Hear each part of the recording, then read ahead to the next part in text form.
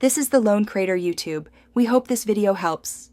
You start by verifying hardware compatibility, TPM2, 0, secure boot enabled, and minimum RAM and storage. Once you've confirmed compatibility, create a full backup of your system image and important files so you can restore if needed.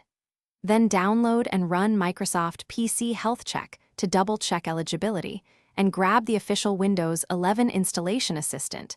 This is the only supported upgrade path. Make sure Windows 10 is fully updated. Install pending updates, then restart before running the assistant.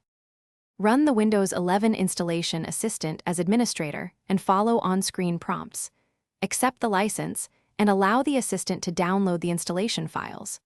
Once download starts, keep the PC plugged in and on a reliable internet connection because the process can take time and several automatic restarts. Monitor the installation progress and look for prompts to choose privacy or region settings after each restart. If the assistant flags hardware settings, reboot into BIOS to enable TPM or secure boot. Then restart the assistant and after the final restart, complete the out-of-box experience. Choose privacy options and sign into your Microsoft account.